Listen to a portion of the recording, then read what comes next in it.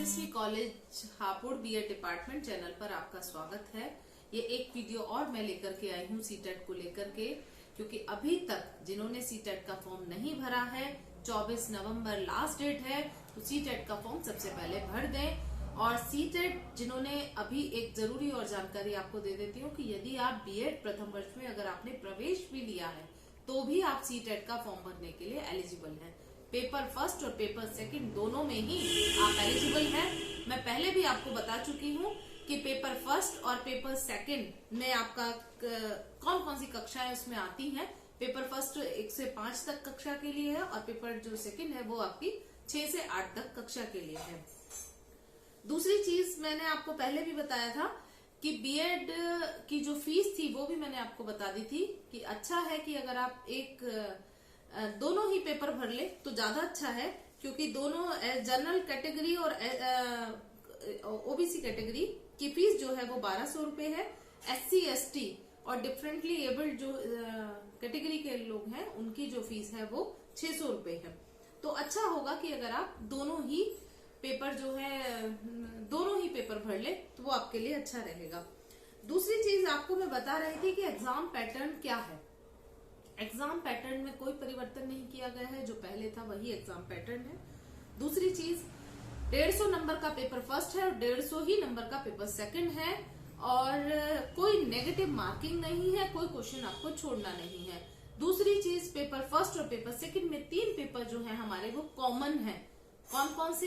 एक तो आपका बाल विकास और शिक्षण, आपका भाषा 1 भाषा 2, ये 3 पेपर जो है वो आपके कॉमन है। जो हमारे 5 सब्जेक्ट पहले पेपर में आएंगे वो है बाल विकास और शिक्षण, दूसरा गणित, तीसरा भाषा 1 भाषा 2, ये मैं आपको बताऊंगी कौन कौन सी भाषाएं आपको चूज करनी है, और एक आपका है पर्यावरण अध्ययन। इस तरह से ये 150 नंबर का पेपर फर्स्ट हुआ। दूसरा पेपर जो है आपका बाल विकास और शिक्षण, भाषा 1 भाषा 2, और अगर आप साइंस और मैथ्स के स्टूडेंट हैं तो साइंस और मैथ्स लेंगे, और अगर आप आर्ट्स के स्टूडेंट हैं तो आप सोशल साइंस लेंगे। तो ये आपका पेपर का पैटर्न है। आपका पेपर जो है वो 2.5 घंटे का 150 मिनट का आपका पेपर होगा। दूसरी चीज आपके पासिंग मार्क्स क्या हैं। जनरल कैटेगरी के लिए 60% मार्क्स जो है वो पासिंग मार्क्स है, तो इट मीन्स आपका 90 नंबर्स आपको लेकर के आने हैं। अगर आप एससी ओबीसी या शारीरिक रूप से अक्षम है तो आपको 55% मार्क्स लेकर के आने होंगे। इट मीन्स आपको 82 मार्क्स आपको लेकर के आने होंगे। टेस्ट प्रैक्टिस सेंटर्स आपके 30+ हैं। जितना जल्दी आप फॉर्म भर लेंगे उतना ही जल्दी आपका जो आसपास का क्षेत्र का वो है वहां पर आपका पेपर पड़ जाएगा, अन्यथा आपको कहीं बाहर जाना पड़ेगा, क्योंकि लिमिटेड लैब्स होती हैं तो वहां आप उन्हीं में फिर आप पेपर दे पाएंगे।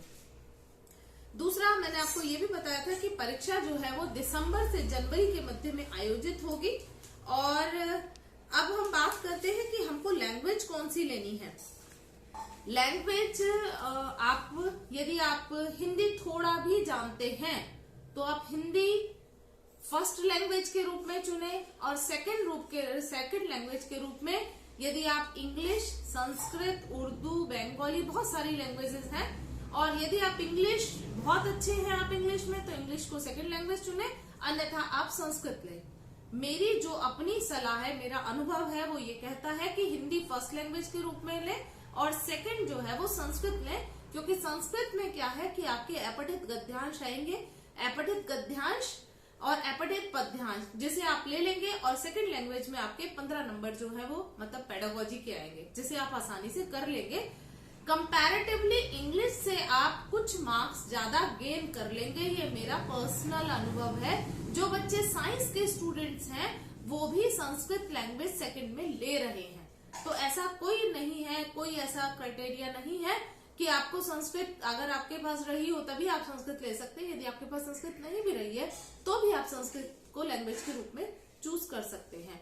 तो मेरा यही मानना है कि आप हिंदी प्रथम लैंग्वेज के रूप में लें और संस्कृत जो है वो द्वितीय लैंग्वेज के रूप में लें। इसके बाद आप जब एक बार फॉर्म भर लेंगे और फीस सबमिट कर देंगे तो यदि आपकी कहीं गलती हो गई है तो करेक्शन की डेट आपको आएगी, और तब तक अपना जो एप्लीकेशन नंबर है वो आप संभाल के रखना है। आपको मोबाइल नंबर आपको वही देना है जो आपका एक्टिव हो, जो आपका चल रहा हो। दूसरा ईमेल आईडी जो है वो आपकी वो भी एक्टिव होनी चाहिए। ये चीजें जो आप भरोगे, और कंफर्मेशन पेज, उसके बाद आपका कंफर्मेशन पेज जो है वो जनरेट हो जाएगा। अगर कोई दिक्कत होती है तो वो आप बाद में उन्हें मेल भी कर सकते हैं। अभी फिलहाल आप कंफर्मेशन पेज उसको कर लीजिए, जनरेट होने के बाद उसको निकाल लीजिए। इसके बाद मैं आपको बताऊंगी कि लैंग्वेज फर्स्ट और लैंग्वेज सेकंड में किस तरह के प्रश्न आते हैं, ये मैं आपको आने वाली अगली वीडियो में बताऊंगी।